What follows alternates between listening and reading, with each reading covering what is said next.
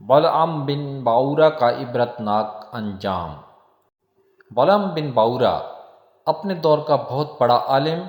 اور عابد و زاہد تھا، اور اس کو اسم اعظم کا بھی علم تھا۔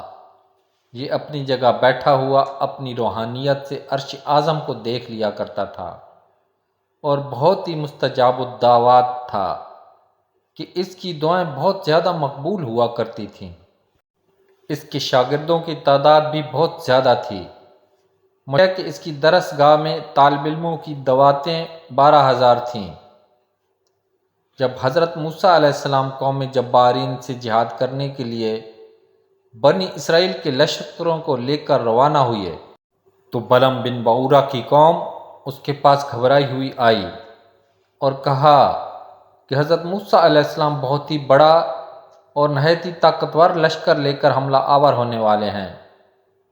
اور وہ یہ چاہتے ہیں کہ ہم لوگوں کو ہماری زمینوں سے نکال کر یہ زمین اپنی قوم بنی اسرائیل کو دے دیں۔ اس لیے آپ حضرت موسیٰ علیہ السلام کے لیے بد دعا کر دیجئے کہ وہ شکست کھا کر واپس چلے جائیں۔ آپ چونکہ مستجاب الدعوات ہیں، اس لیے آپ کی دعا ضرور مقبول ہو جائے گی۔ یہ سن کر بلعم بن باورا کانپ اٹھا اور کہنے لگا کہ تمہارا برا ہو، خدا کی پناہ، حضرت موسیٰ علیہ السلام اللہ عز و جل کے رسول ہیں، اور ان کے لشکر میں مومنوں اور فرشتوں کی جماعت ہے، ان پر بھلا میں کیسے اور کس طرح بد دعا کر سکتا ہوں؟ لیکن اس کی قوم نے رو رو کر اور گڑ گڑا کر اس طرح اصرار کیا کہ اس نے یہ کہہ دیا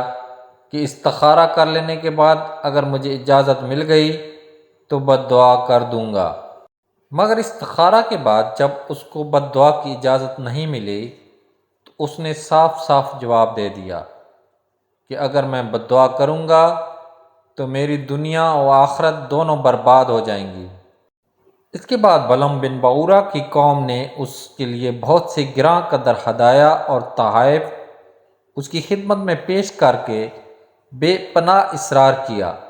یہاں تک کہ بلعم بن باورا پر حرص اور لالچ کا بھوت سوار ہو گیا، اور وہ مال کے جال میں پھنس گیا اور اپنی گدی پر سوار ہو کر بد دعا کے لیے چل پڑا۔ راستے میں بار بار اس کی گدی ٹھہر جاتی اور منہ موڑ کر بھاگ جانا چاہتی تھی،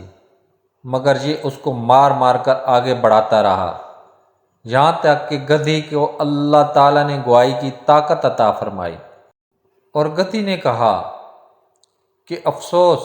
اے بلعم بن باورا، تو کہاں اور کدھر جا رہا ہے؟ دیکھ، میرے آگے فرشتے ہیں جو میرا راستہ روکتے اور میرا منہ موڑ کر مجھے پیچھے دھکیل رہے ہیں۔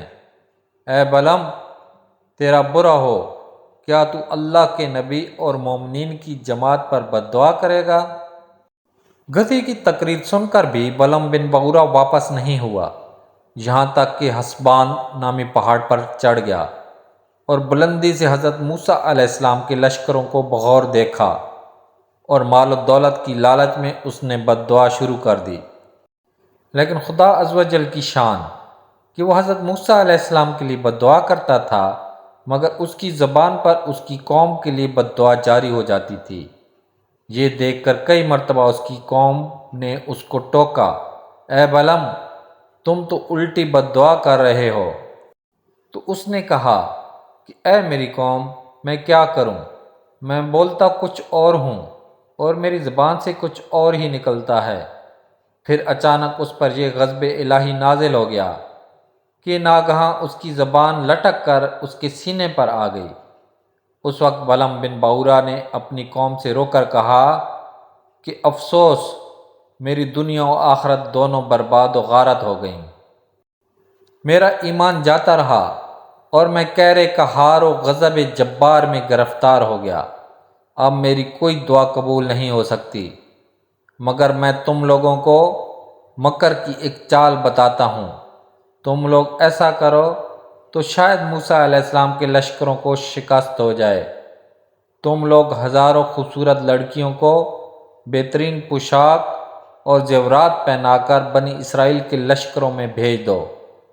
اگر ان کا ایک آدمی بھی زنا کرے گا تو پورے لشکر کو شکست ہو جائے گی۔ چنانچہ بلم بن بعورہ کی قوم نے اس کے بتائے ہوئے مکر کا جال بچھایا اور بہت سی خوبصورت دوشیزاؤں کو بناؤ سنگھار کرا کر بنی اسرائیل کے لشکروں میں بھیجا، یہاں تک کہ بنی اسرائیل کا ایک رئیس ایک لڑکی کے حسن و جمال پر فریفتہ ہو گیا اور اس کو اپنی گود میں اٹھا کر حضرت موسیٰ علیہ السلام کے سامنے گیا اور فتویٰ پوچھا کہ اے اللہ عز و جل کے نبی، یہ عورت میرے لیے حلال ہے یا نہیں؟ آپ نے فرمایا کہ خبردار، یہ تیرے لیے حرام ہے، فوراً اس کو اپنے سے الگ کر دے اور اللہ عز و جل کے عذاب سے ڈر۔ مگر اس رئیس پر غلبہ شہوت کا ایسا زبردست بھوت سوار ہو گیا تھا کہ وہ اپنے نبی علیہ السلام کے فرمان کو ٹھکرا کر اس عورت کو اپنے خیمہ میں لے گیا اور زناکاری میں مشغول ہو گیا۔ اس گناہ کی نحوست کا یہ اثر ہوا کہ بنی اسرائیل کے لشکر میں اچانک طاعون کی وبا پھیل گئی اور گھنٹے بھر میں 70,000 آدمی مر گئے اور سارا لشکر تتر بتر ہو کر ناکام و نامراد واپس چلا آیا، جس کا حضرت موسیٰ علیہ السلام کے قلب مبارک پر بہت ہی صدمہ گزرا۔ بلم بن بعورہ پہاڑ سے اتر کر بارگاہ الہی میں ملعون و مردود ہو گیا۔ آخری دم تک اس کی زبان اس کے سینے پر لٹکتی رہی اور وہ بے ایمان ہو کر مر گیا۔ اس واقعہ کو قرآن کریم نے ان الفاظ میں بیان فرمایا ہے، ترجمہ کنز الایمان، اور اے محبوب انہیں اس کا احوال سناؤ جسے ہم نے اپنی آیتیں دیں تو وہ ان سے صاف نکل گیا، تو شیطان اس کے پیچھے لگا تو گمراہوں میں ہو گیا، اور ہم چاہتے تو آیتوں کے سبب اسے اٹھا لیتے، مگر وہ تو زمین پکڑ گیا اور اپنی خواہش کا تابع ہوا، تو اس کا حال کتے کی طرح ہے،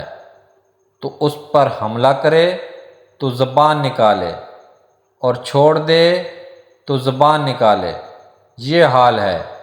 ان کا جنہوں نے ہماری آیتیں جھٹلائیں، تو تم نصیحت سناؤ کہ کہیں وہ دھیان کریں۔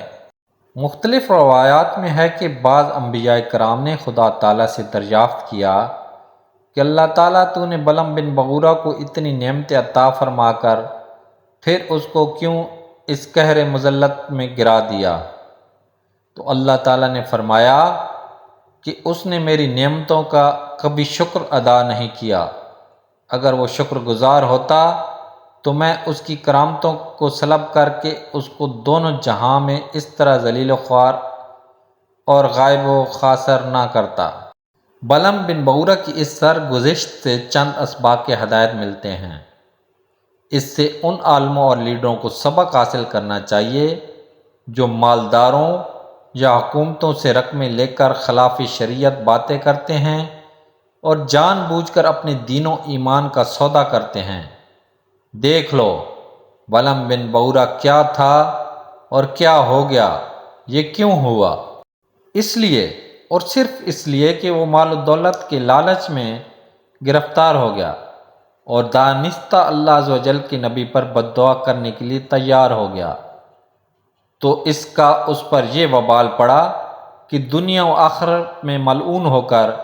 اس طرح مردود و مطرود ہو گیا کہ عمر بھر کتے کی طرح لٹکتی ہوئی زبان لیے پھرا اور آخرت میں جہنم کی بھڑکتی اور شعلہ بار آگ کا ایندھن بن گیا۔ لہٰذا ہر مسلمان خصوصاً علماء و مشائخ کو مال و دولت کے حرص اور لالچ کے جال سے ہمیشہ پرہیز کرنا چاہیے اور ہرگز کبھی بھی مال کی تمام دین کے اندر مد بیعت نہیں کرنا چاہیے، ورنہ خوب سمجھ لو کہ قہر الہی عز و جل کی تلوار لٹک رہی ہے۔ اس واقعے سے جو دوسرا سبق حاصل ہوتا ہے وہ یہ ہے کہ اس سانحے سے عام مسلمان بھی یہ سبق سیکھیں گے کہ حضرت موسیٰ علیہ السلام کا لشکر جس میں ملائکہ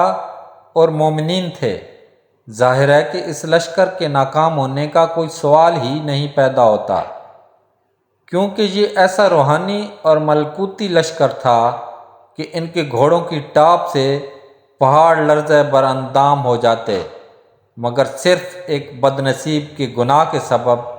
ایسی نحوست پھیل گئی کہ ملائکہ لشکر سے الگ ہو گئے، اور طاعون کے عذاب نے پورے لشکر میں ایسی ابتری پھیلا دی